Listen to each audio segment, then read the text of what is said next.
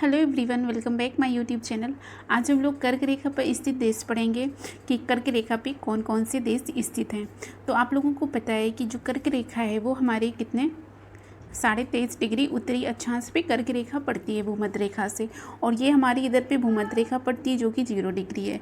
और हमारा जो सन होता है, ठीक है, जो सन है वो हमारे भूमध्य रेखा, ये कर्क रेखा और भूमध्य रेखा के बीच में ही मूव करता है। ठीक है, आप लोगों को पता होगा जो सन है ये हमारा इन्हीं दो रेखाओं के बीच में, इधर हमारी ये कर्क रेखा है, ये कर्क रेखा है, और ये हमारी इधर पे भूमध्य रेखा पड़ती है, ये वाली। तो इधर पे ही हमारा जो सन होता है वो मूव कर रहता है, इसीलिए इस वाले क्षेत्र को हम लोग, ये जो पूरा क्षेत्र इधर इधर ये पूरा जो क्षेत्र पड़ता है ना, ये उष्णकटिबंधीय क्षेत्र होता है। क्योंकि कर्क सूर्य की किरणें ना यहाँ पे डायरेक्ट पड़ती हैं, और कभी कभी एक बार तो यहाँ पे लंबवत भी, इन क्षेत्रों में लंबवत भी सूर्य की किरणें पड़ती हैं, इसीलिए इस क्षेत्र को हम उष्णकटिबंधीय क्षेत्र कहते हैं। तो ये तो हमारा मतलब एक सन के पॉइंट ऑफ व्यू से मैं थोड़ा सा बता रही थी कि ये कैसा क्षेत्र है, उष्णकटिबंधीय क्षेत्र।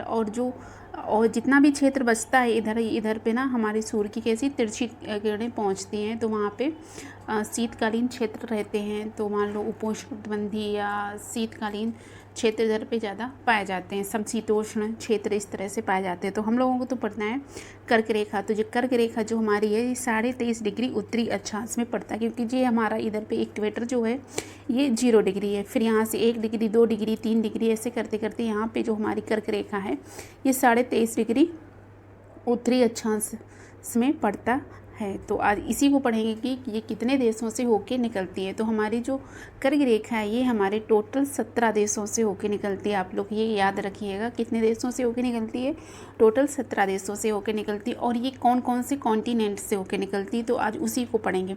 तो यहाँ पे हमारा एक कॉन्टिनेंट पड़ता है उत्तरी अमेरिका, ठीक है।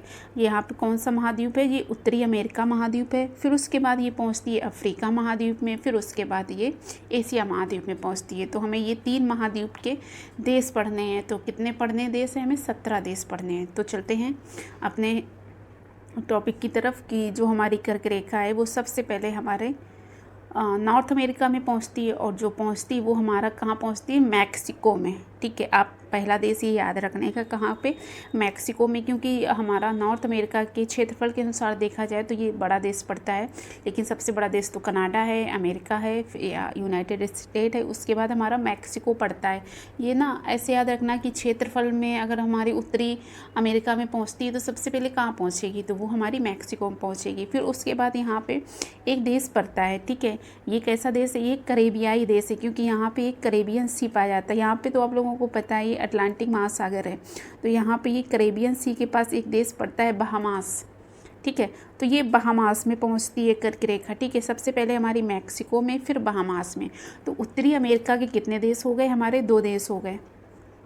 उत्तरी अमेरिका के 2 देश हो गए, क्योंकि ये 2 देशों से एक तो मैक्सिको और दूसरा होगा बहामास। फिर उसके बाद ये आती है हमारी अफ्रीका कॉन्टिनेंट में।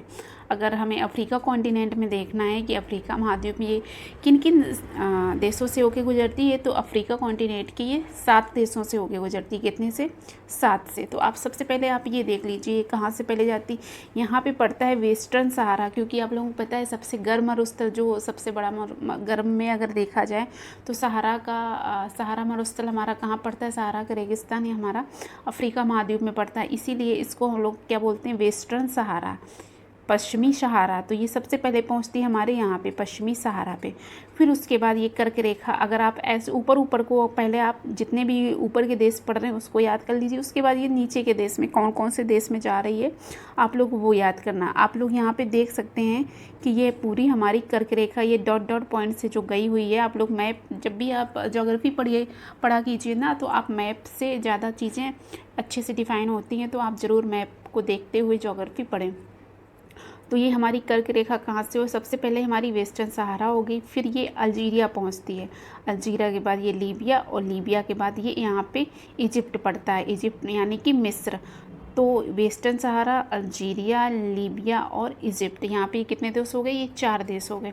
इसको आप एक ट्रिक से भी याद रख सकते हैं, जैसे हम लोग सेल कहते हैं, इससे आप कैसे याद कर सकते हैं, एस से तो हमारा होगा सहारा, सहारा को आप ऐसे वेस्टर्न सहारा से याद कर लीजिए।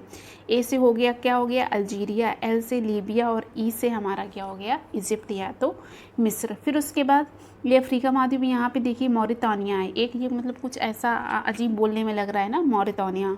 फिर ये माली और नाइजर, ठीक है। तो अफ्रीका महाद्वीप के कितने देश हो गए, ये टोटल हमारे 7 देश हो गए, और 2 हमारे किसके थे, उत्तरी अमेरिका के थे। फिर उसके बाद ये पहुंचती है हमारी एशिया महाद्वीप में, और एशिया महाद्वीप का जो ये भाग है ना, तो ये हमारा क्या कहलाता है, अरेबियन प्रायद्वीप, मतलब कि इधर पे ये वाला भाग क्या कहलाता है, अगर आप देखेंगे तो ये अरेबियन प्रायद्वीप, मतलब प्रायद्वीप से क्या तात्पर्य होता है, जो प्रायद्वीप होता है वो मतलब कैसा होता है, जो 3 ओर पानी से घिरा हो, मतलब कि उसकी जो 3 तरफ की बाउंड्री लग रही है वो वाटर बॉडी लग रही हो, मतलब पानी से घिरा होता है। तो यहाँ पे सबसे पहले जो पहुँचती है वो हमारा कर्क रेखा कहाँ पहुँचती है, ये हमारी सऊदी अरब में पहुँचती है, ठीक है।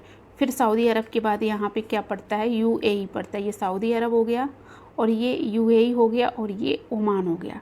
तो सऊदी अरब, यूएई और ओमान, ठीक है। देखो यमन यहाँ नीचे पड़ता है, ये कभी कभी कैसा दे देते हैं ऑप्शन में, यमन भी दे देते हैं, तो लोग कन्फ्यूज हो जाते हैं कि यमन है कि ओमान है। तो आप लोग ये मैप में याद रखना, क्योंकि जो यमन है वो नीचे पड़ता है और जो ओमान है ये ऊपर है। तो ये सऊदी अरब, यूएई और यमन, ये हमारे एशिया कॉन्टिनेंट में देश आते हैं। उसके बाद यमन के बाद ये हमारी, कभी कभी ऐसा आता है किस देश के बाद भारत में कर्क रेखा प्रवेश करती है, तो आप लोगों को ऐसे याद रखने का कि यमन के बाद ये भारत में जो कर्क रेखा है वो प्रवेश करती है।